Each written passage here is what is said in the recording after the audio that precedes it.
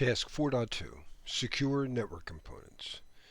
Alright, so as we explore this section, you're going to see some overlap, and remember, that's because security is part of a holistic system, and the redundancies actually reinforce the knowledge. So let's get going.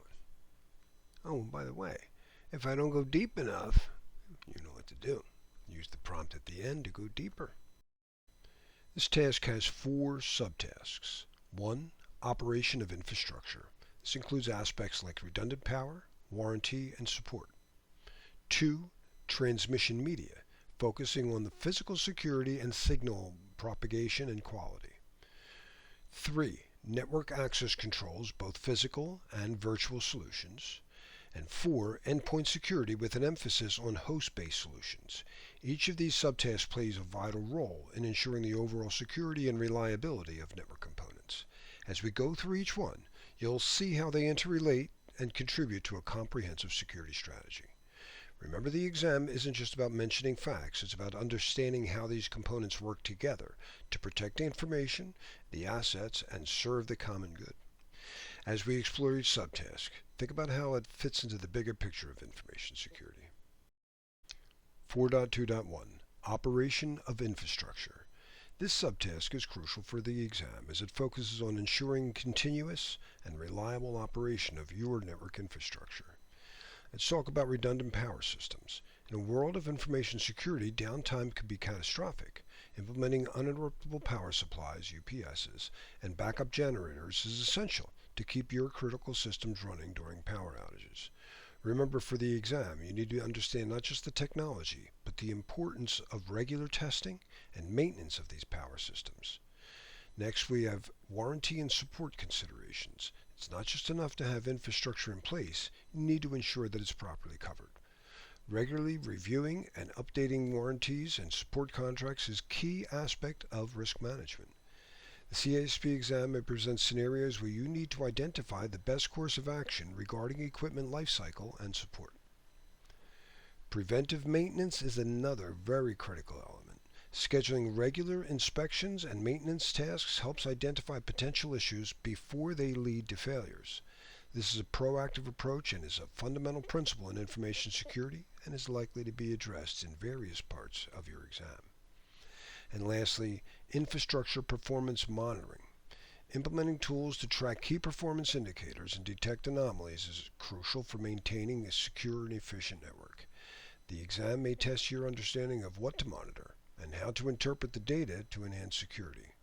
Remember, while we're focusing on network components here, these principles apply across many areas of information security. The exam emphasizes a holistic view of security, where different components and practices work together to protect information assets to serve the common good. 4.2.2 Transmission media. This deals with the physical and signal-related aspects of securing data transmissions. The CISSP exam expects you to understand both physical security of transmission media and the quality of signal propagation. Here's what you need to focus on. Physical security of transmission media. Media like cables and fibers must be protected from tampering or damage. This could involve placing them in secure conduits or using physical barriers in secure areas to ensure no unauthorized access or physical interference. Signal propagation quality. And it's not just about protecting the cables, but ensuring the quality of the signals that pass through them. Regularly monitor signal strength and integrity to reduce issues like interference, attenuation, or crosstalk. These factors are crucial in maintaining reliable data transmission. Redundancy in transmission paths. Redundancy is a recurring theme in network security, and it applies to transmission paths here as well. Having multiple transmission paths in place ensures that if one path fails, the data can still reach its destination via another path. This enhances the resilience of your network. Regular inspections and maintenance. Just like with infrastructure, regular inspections of transmission media are essential. Wear, degradation, even unnoticed security risk can compromise your network. Scheduled maintenance helps address these issues before they impact performance. Understanding how to secure transmission media will help you not only in your exam, but in real-world scenarios where data reliability and security are paramount. And always these principles are interconnected with a broader network and physical security concept, so you'll see them in other domains as well. 4.2.3 Network Access Control Systems. Alright, so this gets a little tricky when we talk about layers. They're not really an exact map to say that a firewall is a physical thing versus a virtual firewall. So that's what we're trying to separate here. Is it a physical firewall, not physical layer of the OSI model? But they'll get a little tricky. Overall, though, just try to follow the flow here. Physical NAC solutions are actual hardware-based switches typically you think of, and potentially firewalls, routers, or something that can do this. A virtual NAC solution is like more that cloud thing where virtual solutions have your virtual firewalls and all of that stuff. So when we identity management integration, these are really cool, right? So using 802.1x, and we have to address this in our identity and access management section as well. But we're going to see how EAP, a very important protocol, can allow us to control network access based on other information, even certificates. And continuous monitoring and enforcement, it's not enough to set up these NAC systems. You must also continuously monitor network traffic and access logs. This helps detect and respond to unauthorized access attempts in real time, maintaining the integrity of your network.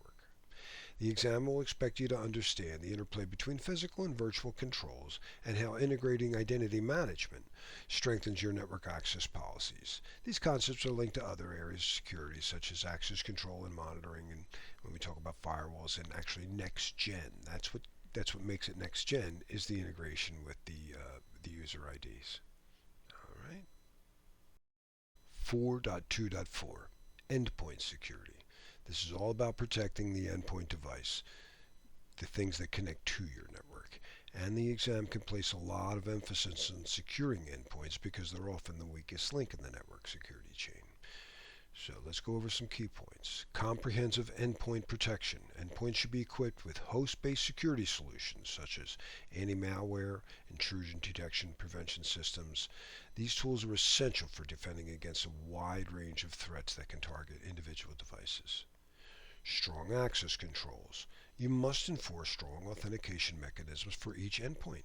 This may include multi-factor authentication and role-based access controls or attribute-based access controls to ensure that only authorized users can access the device. Regular updates and patching. Keeping endpoint devices up to date with the latest security patches and software updates is crucial to preventing exploitation of vulnerabilities. Neglecting updates leaves your endpoints and, by extension, your network open to attack. Understanding endpoint security is vital for the exam, as well as for protecting the real-world network. All right, wrapping up here. We started with 4.2.1, the operation of infrastructure, where we covered the importance of redundant power, regular maintenance, and continuous performance monitoring to ensure that your network infrastructure remains resilient and operational. Transmission media, we discussed how to physically secure cables and fibers to ensure signal propagation quality, enforcing the need for redundancy and regular inspections to maintain high data transmission rates. 4.2.3 Network Access Control Systems. We reviewed both physical and virtual solutions for managing network access.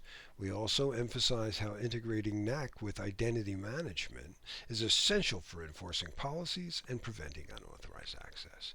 And finally, 4.2.4 Endpoint Security reminded us that protecting individual devices with strong access controls, regular updates, and comprehensive security measures is critical for securing your network's endpoints. The exam expects you to understand how these components work together and to create a secure, interconnected world.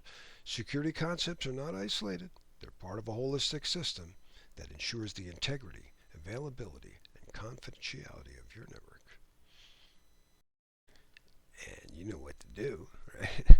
Now, please test it out. Give it a try. Let us know how it worked out for you. And especially if you found some tips. Hopefully by now you're like, hey, I found a really cool thing if you do this.